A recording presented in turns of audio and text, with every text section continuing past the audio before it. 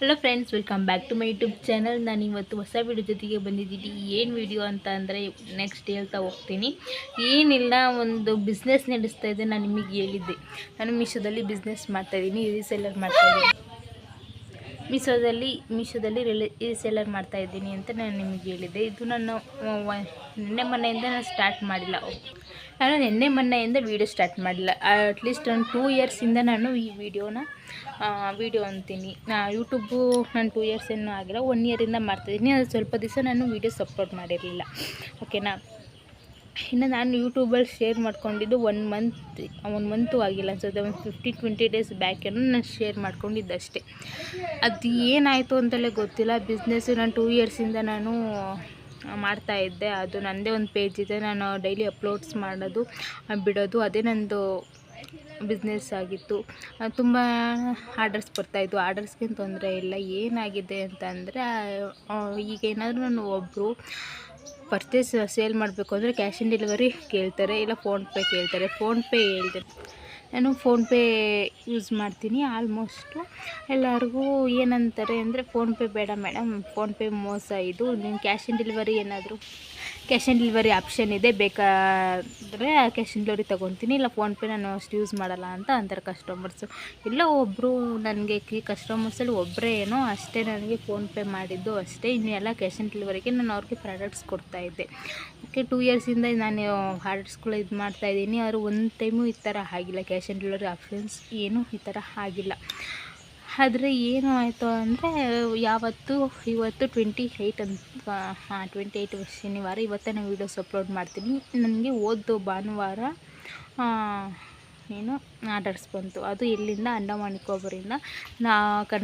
ನಮ್ಮ ಇಂಡಿಯಾದಲ್ಲಿ ಆಲ್ ಸ್ಟೇಟಿಗೂ ನಾನು ಪ್ರಾಡಕ್ಟ ಅವೈಲಬಲ್ ಇದೆ ಅಲ್ವಾ ಮೀಶೋದಲ್ಲಿ. ಎಲ್ಲ ಸ್ಟೇಟಿಗೂ ನಾನು ಬುಕ್ ಮಾಡಿದ್ದೀನಿ. ಆಲ್ಮೋಸ್ಟ್ ಒಂದು 6-7 ಸ್ಟೇಟಿಗಾದರೂ, ಮಹಾರಾಷ್ಟ್ರ, ಕೇರಳ, ತಮಿಳ್ನಾಡು, ಆಮೇಲೆ ಇನ್ಯಾವುದು ಒಡಿಸ್ಸಾಕ್ಕೆ ಹೋಗಿದೆ.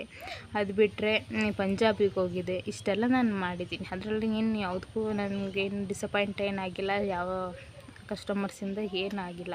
ಆದರೆ ಏನಾಗಿದೆ ಅಂದರೆ, ಅಂಡಮಾನ್ ನಿಕೋಬಾರಿಂದ ಒಂದು 45 ಅವ್ರದ್ದೇನೋ ಓನ್ ಶಾಪ್ ಇದೆಯಂತೆ. 45 ಬ್ಲೌಸು ಬೇಕು ನನಗೆ.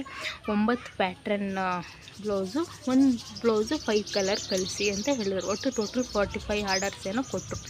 ಓಕೆ, ಸರಿ. ನಾನು ಭಾನುವಾರ ಆರ್ಡರ್ಸ್ ಕೊಟ್ಟರು ಅವರು. ಭಾನುವಾರ ತೊಗೊಂಡೆ. ಸೋಮವಾರ ಮಂಗಳವಾರ 2021ಗೆ ಇಂಡಿಯನ್ ಸೇಲ್ ಅಂತ ಎವ್ರಿ ಮಂತ್ ಬಿಡ್ತಾರೆ, ಯಾರು? ಮೀಶೋದವರು. ಸರಿ, 2021ಗೆ ಮತ್ತೆ ಡಿಸ್ಕೌಂಟ್ ಇರುತ್ತಲ್ಲ, ತಡಿ ಅವತ್ತೇ ಬುಕ್ ಮಾಡೋದು ಬೇಡ, 2021 ಆಗಲಿ ಸೇಲಿನ ದಿನವೇ ನಾನು ಡಿಸ್ಕೌಂಟ್, ನನಗೂ ಪ್ರಾಫಿಟ್ ಸಿಗುತ್ತೆ ಅಂತ ನಾನು ತುಂಬ ವೆಯ್ಟ್ ಮಾಡಿದೆ.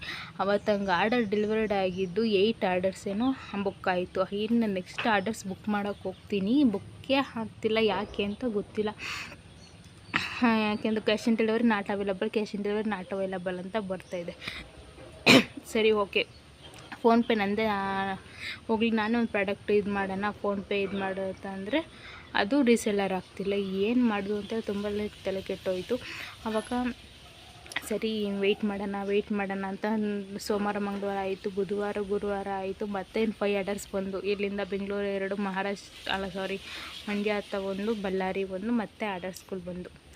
ಓಕೆ, ಸರಿ, ಇನ್ನೂ 5 ಆರ್ಡರ್ಸ್ ಇದೆ. ಈಗೆಲ್ಲ ಏನು ಮಾಡೋದು ಅಂತ ನಾನು ಈಗೇನು 8 ಪ್ರಾಡಕ್ಟು ನಾನು ಬುಕ್ ಮಾಡಿದ್ನ ಅವ್ರಿಗೆ.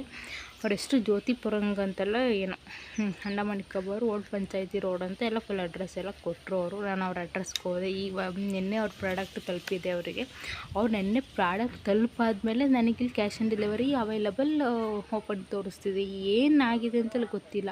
ಆದರೆ ಕಸ್ಟಮರ್ ಕೇರಿಗೆ ನಾನು ಫೋನ್ ಮಾಡಿದೆ, ಈ ಥರ ಆಗ್ತಿದೆ. ಕಸ್ಟಮರ್ ಕೇರಿಗೆ ಫೋನ್ ಮಾಡಿದೆ, cash on delivery available option ತೋರಿಸ್ತಿಲ್ಲ, ಏನು ಮಾಡೋದು ಅಂತ.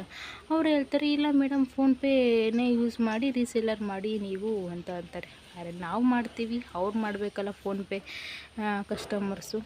ಸರಿ, ಓಕೆ ಅಂದ್ಕೊಂಡು ನಾನು ಸುಮ್ಮನಾದೆ. ಈಗ ನೆನ್ನೆ ಪ್ರಾಡಕ್ಟ್ ಹೋಗಿದೆ. ಇವತ್ತು ನಾನು ಮಾರ್ನಿಂಗು ಏನು ಬಳ್ಳಾರಿ ಮಂಡ್ಯ ಬಳ್ಳಾರಿದ್ದಿತ್ತಲ್ಲ ಬೆಂಗಳೂರದು, ಆ ಪ್ರಾಡಕ್ಟ್ ಬುಕ್ ಮಾಡಿದೆ.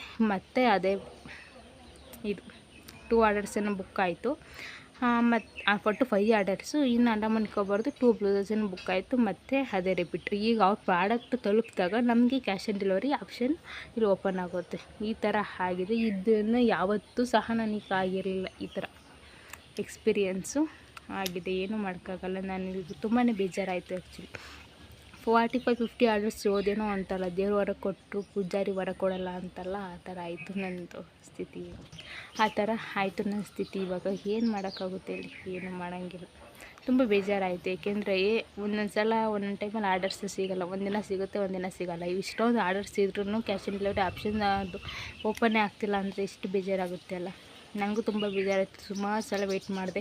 ಈ ವೀಕ್ ಬರೀ ನಂತರ ಬೇಜಾರು ಲೇಝಿ ಡೇ ಅಂತಲೇ ಹೇಳ್ಬೋದು.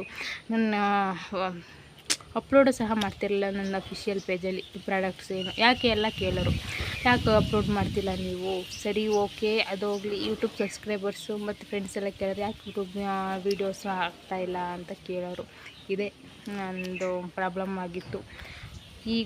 ಈಗೂ ಆಗ್ತಾಯಿಲ್ಲ. ಈಗ 8 ಆರ್ಡರ್ಸ್ ಏನೋ ಬುಕ್ ಮಾಡಿದ್ದೀನಿ. 8 ಆರ್ಡರ್ ತೊಗೊತಾ ಇರೋದು ರೀಸೆಲ್ಲರಿಗೆ. ಯಾಕೆ ಅಂತ ಗೊತ್ತಾಗ್ತಿಲ್ಲ. ಬೇರೆಯವರು ನನ್ನ ಫ್ರೆಂಡ್ಸ್ ಸರ್ಕಲ್ ಆಗಲಿ, ಇಲ್ಲಿ ಅಕ್ಕಪಕ್ಕದಲ್ಲರು ಯಾರು ಈ ರೀಸೆಲ್ಲರ್ ಕೇಳೋಣ ಅಂದರೆ ಯಾರಷ್ಟು ಯೂಸ್ ಮಾಡ್ತಾಯಿಲ್ಲ.